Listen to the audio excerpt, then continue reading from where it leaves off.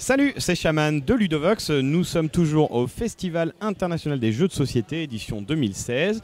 Je suis sur le stand d'Ankama avec Henri Molinet, donc qui bosse avec Ankama, qui va nous présenter ici Monster Slaughter.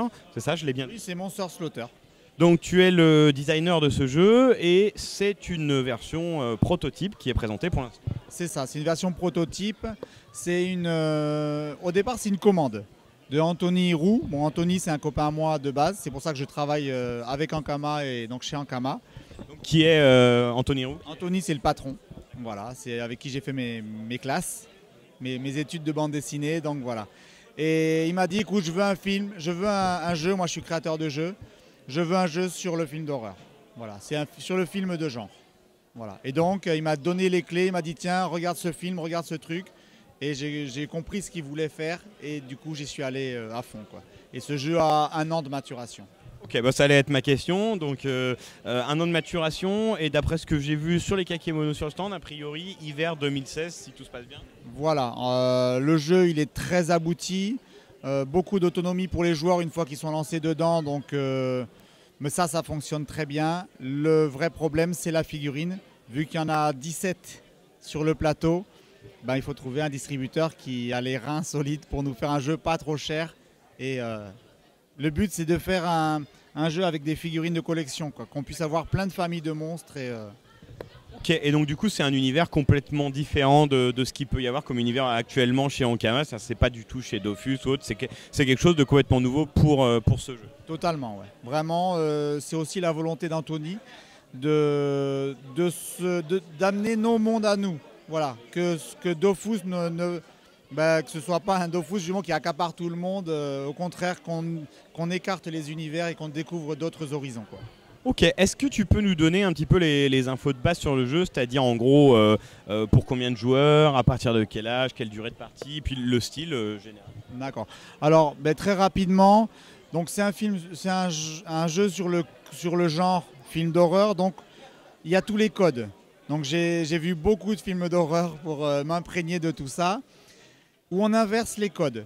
Donc au lieu de jouer les jeunes gens, les étudiants dans la maison, dans la cabane au fond des bois, ben on joue les monstres et on va dessouder des étudiants, quoi. Voilà.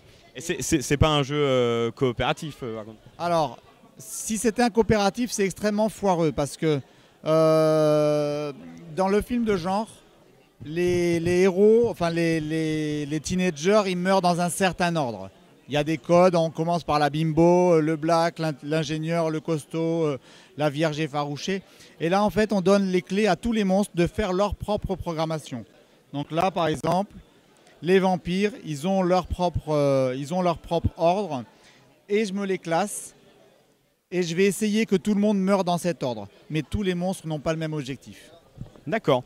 Au niveau du nombre de joueurs, par contre, tu m'as pas dit, c'est à peu près. C'est du 2-4. Voilà, c'est 2 à 4 joueurs.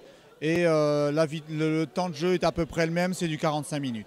D'accord. Et en gros, il n'y aura qu'un seul gagnant à la fin, celui qui aura réussi à faire son programme dans l'ordre. Comment ça se passe? Voilà, alors en fait, non. L'ordre, c'est une façon de faire des points. Il y a plusieurs façons de gagner. On a le premier, c'est le plus important, c'est l'objectif prioritaire. Voilà, moi, c'est celui-là, je veux le faire à tout prix. Si je le tue moi-même, eh bien, je peux le manger. Il y a un jambon, voilà, c'est ça, c'est 4 kilos de viande, c'est bon à prendre. Chaque fois que je blesse des personnages, je fais des points, c'est des litres de sang. Voilà. Et après, chaque fois que ça tombe dans l'ordre, dans le bon ordre, même si c'est pas moi qui les ai tués, eh ben, c'est un cerveau. Et un cerveau, c'est 3 points, 3 kilos. Donc, je peux très bien ne faire aucun mort, mais m'arranger pour que ça tombe dans le bon ordre. Et faire 15 points sans rien faire, quoi, presque. Alors, du coup, là, ici, s'imagine que c'est les personnages en question, les teenagers. Voilà, comment ça se passe? On les place dans la maison? Voilà, en fait, en gardant ces codes, on a des cartes qui sont un peu tous les objets qu'il peut y avoir dans une maison. Après, il y a quelques actions et quelques pièges, parce que bon, il arrive toujours ça.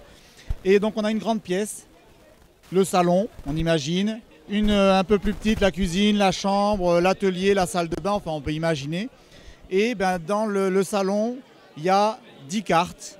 Il n'y en a plus que 8 dans la cuisine, 6 dans le salon, 4 et 2. Voilà. Et les étudiants qu'on voit là-bas, tout au fond. On en met, les étudiants, c'est pas très malin, ils se séparent. Et il y en a un par pièce. Ils font 5 groupes de 1. Voilà, donc là, regarde, je monte. Donc on prend ces étudiants, on les mélange et on les place. Ils sont sur le tas. Et donc la mécanique, elle est relativement simple. On utilise donc un de nos personnages. On va en jouer un par heure, donc il y a une chronologie. On en joue un par heure. Et on va commencer par une petite enquête. J'envoie le petit, par exemple. Le petit, il est là. Il peut regarder à travers la vitre, voir à travers les fentes de la porte, savoir qui est dans cette pièce.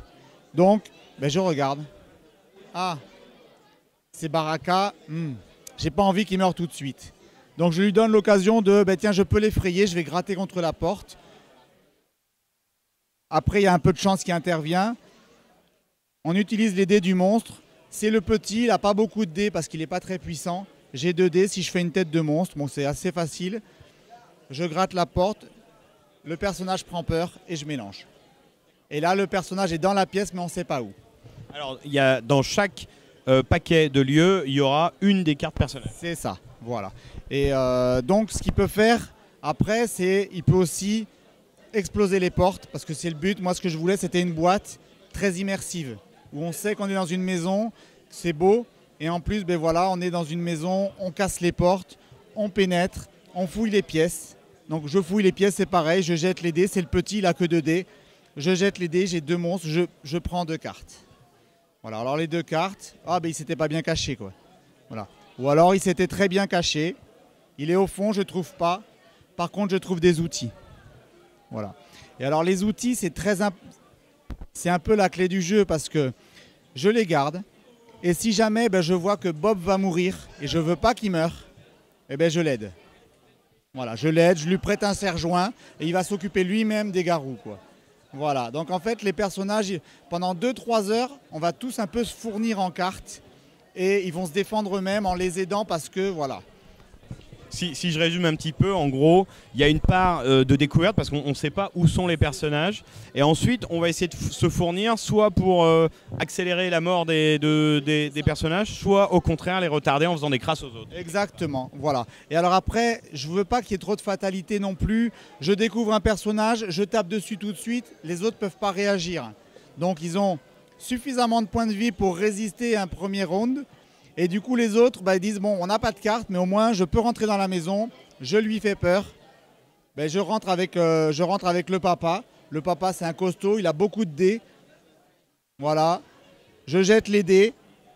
Je fais 3 monstres, je peux le déplacer 3 fois. Il va dans une autre pièce, il prévient son copain, on mélange les cartes et puis il va le chercher, quoi.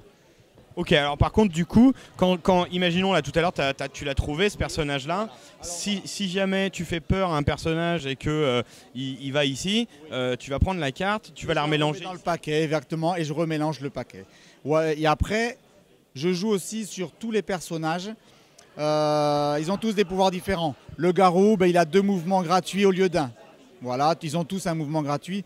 Les golems, quand ils tapent, ils ont un dé de plus. Les vampires, quand ils fouillent, ils ont un dé de plus. Et les zombies, ben, ils ont tous 1 point de vie en plus. Parce que ce qui est rigolo, c'est que ben, si on utilise un outil puissant, on peut dégommer le monstre en face. Voilà. Tu vas pouvoir carrément dégommer des monstres de l'équipe adverse. Donc j'ai une partie juste avant où Brenda a dégommé 3 monstres, quoi. Voilà, avant de finir par tomber. Donc en fait, c'est facile. Je joue la maman, j'ai jeté, j'ai fait des croix, voilà, j'ai fait ça. Et puis elle a été défendue par quelqu'un. Ce quelqu'un a fait ça. Les têtes de monstres éliminent les têtes. Il ne reste plus qu'une tête de personnage. Il fait mal au monstre. Et donc il y a une gestion de points de vie aussi quand même. Voilà, c'est ça. En fait, voilà, les monstres, ils ont. On va prendre une carte au hasard. Le papa. En plus, c'est un papa zombie, donc il a plus de points de vie. Il a 3 points de vie. S'il prend un coup, et voilà. On a 3 points de vie. S'il prend un coup, eh ben, il tombe à 2 points de vie. Il peut encore faire sa deuxième action et après on ne joue plus. On le récupérera, qu'il soit mort, qu'il ne soit pas mort, on les récupérera à 2 heures, 3 heures ou à 8 heures. Donc, il y a des morts, mais ce n'est pas punitif. On pourra rejouer quand même avec les persos, même s'ils ont pris cher, quoi. Qu'est-ce qui se passe si à la fin de la partie, tous les teenagers sont pas morts? Alors ça arrive quasiment jamais, mais ça arrive. Alors là, très rare, effectivement, celle qu'on vient de faire, il y a eu 2 survivants qui ont survécu. Il y a 8 heures, ils étaient encore là. Eh bien, ils sont encore vivants. C'est tout. On n'a pas réussi, ils ne rentrent pas dans l'ordre de jeu, ils ne rentrent pas. Ouais, ils sont quand même un peu nuls, les monstres là. Les monstres sont très nuls, ça arrive. Et alors, il y a des nanars. Hein, en fait, les gens racontent un film. À chaque heure, un événement va ponctuer le jeu. Là, ce qui s'est passé, c'est que les événements ont fait que ils ont résisté. Et en plus, la dernière, à 8 heures, il y avait rébellion. Tous les personnages avaient un dé de plus pour se défendre. Ils n'ont vraiment pas réussi, ils n'y arrivaient pas, quoi. Ok. Est-ce que tu peux nous dire au niveau développement où ça en est? En gros, est-ce que c'est terminé mécaniquement? Ça n'en est plus qu'à ce que tu disais tout à l'heure, de la figurine et du cosmétique, de la faisabilité? Alors, moi, je dirais qu'au niveau du gameplay, c'est terminé, quoi.